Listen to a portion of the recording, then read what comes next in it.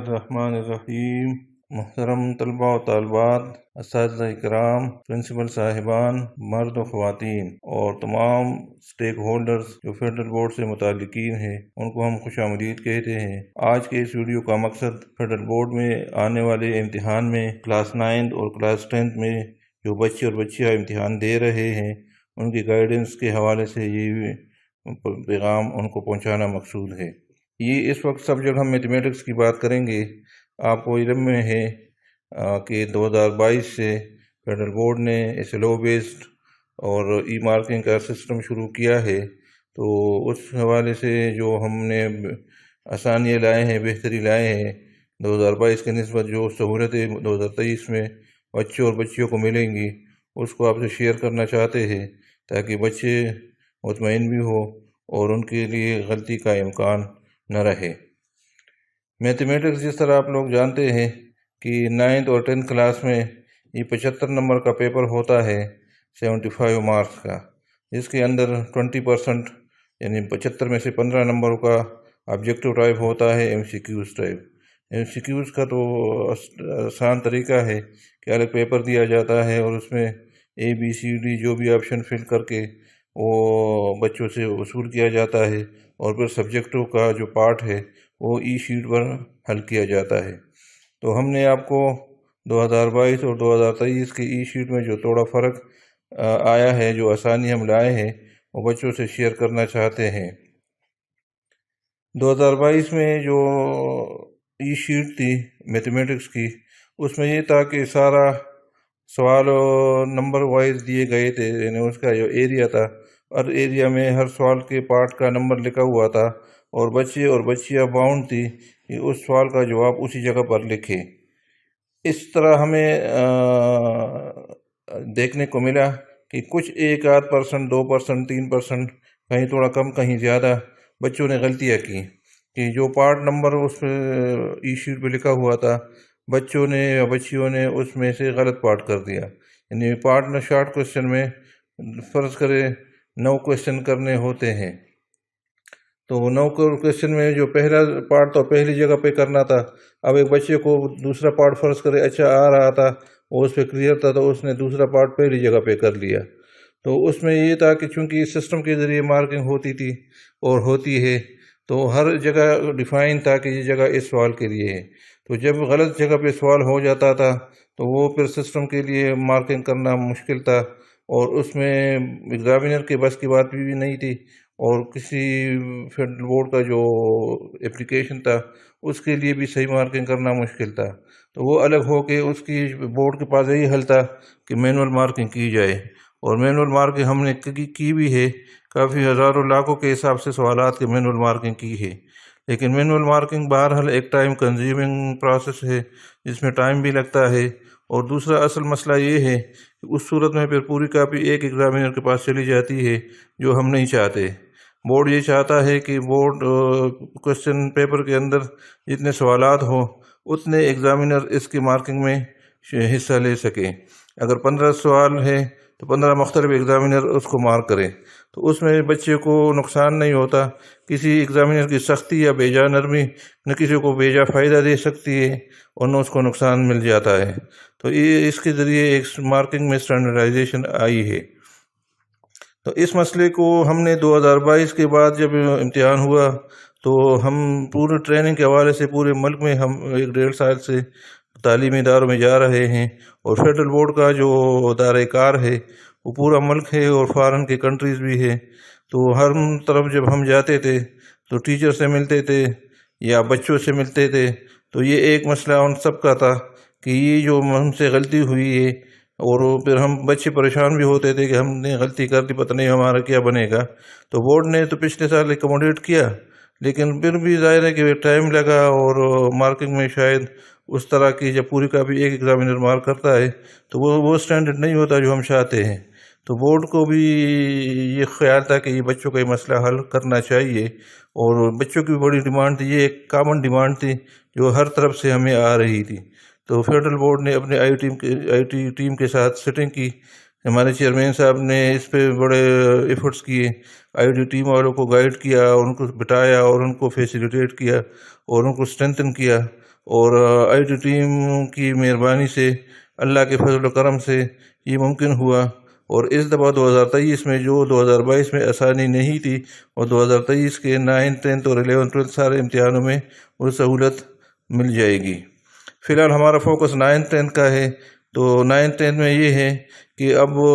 جو short question ہے وہ 9 کرنے ہوتے ہیں۔ آپ کو پتہ ہے کہ ہر شارٹ کویسچن کے 4 نمبر ہوتے ہیں اور 9 شارٹ کویسچن کرنے ہوتے ہیں۔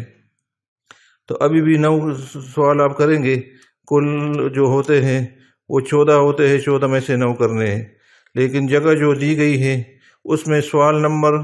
اور پارٹ نمبر نہیں لکھا ہے۔ بچہ جو مرضی ہے جس جگہ پر جو سوال کرنا چاہے شارٹ کویسچن میں سے وہ کر سکتا ہے، اس لیے اس کا یہ ہے کہ اس نے اس پارٹ کا نمبر صحیح لکھنا ہے،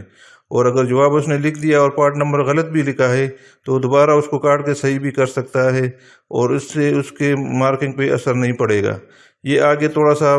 کام ہم نے ایگزامینر پہ ڈالا ہے کہ ایگزامینر جس وقت مارکنگ کرے گا تو وہ بچے کا لکھا ہوا پارٹ نمبر دیکھے گا اور اس کا جواب دیکھے گا، اور خود سے اس نمبر کو اسکرین پر دے کر اس کے روبرکس آ جائیں گے اور اس کی مارکنگ ہو جائے گی۔ تو یہ ایک بڑی دیرینہ مسئلہ تھا اور ایک اسٹرانگ ڈیمانڈ تھی بچیوں کی۔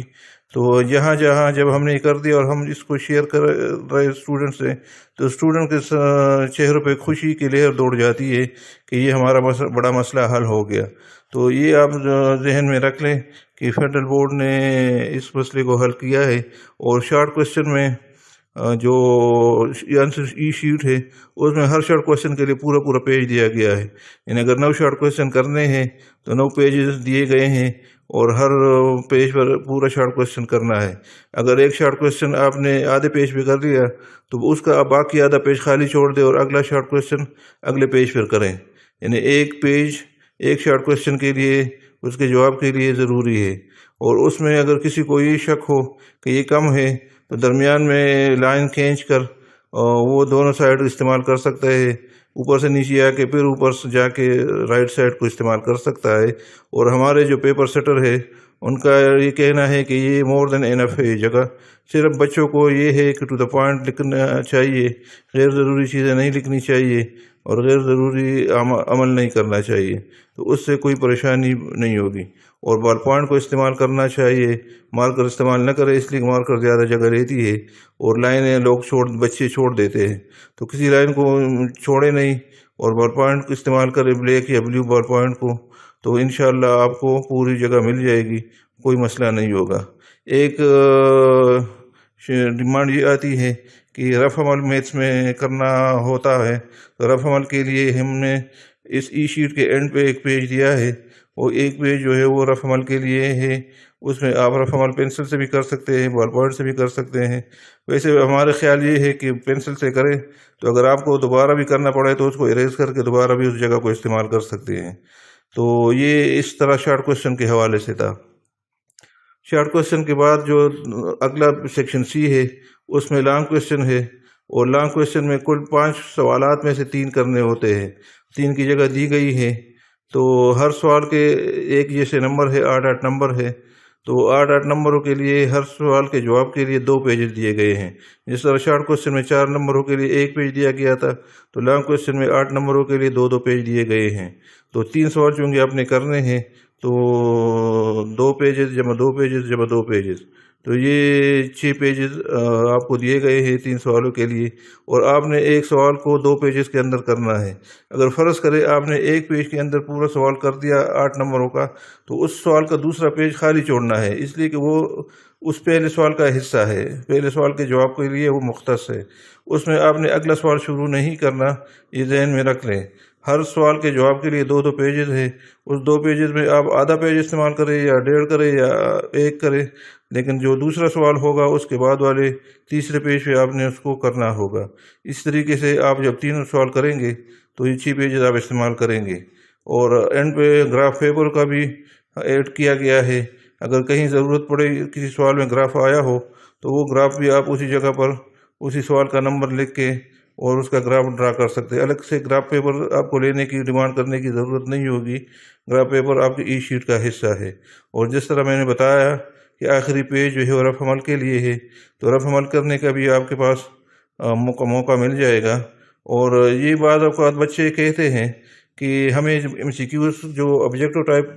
پیپر دیا جاتا ہے اس میں بھی بعض MCQs ایسے ہوتے ہیں جس کے لیے رفع عمل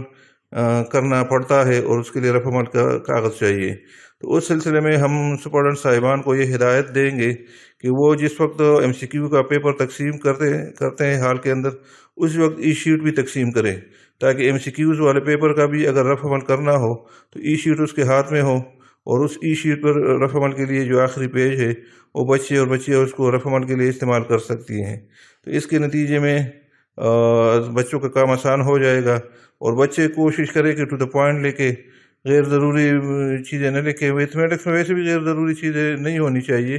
لیکن بس کلیئر لکھ کے بہت لمبا نہ لکھے تاکہ اسپیس کا مس یوز نہ ہو۔ یہ بھی آپ کی ٹریننگ کا ایک حصہ ہے کہ جتنا آپ ٹو دا پوائنٹ لکھیں گے اور نیٹ اور کلین لکھیں گے تو اس سے آپ کو فائدہ ہوگا۔ حاشیے کو ایوائڈ کریں، حاشیے جو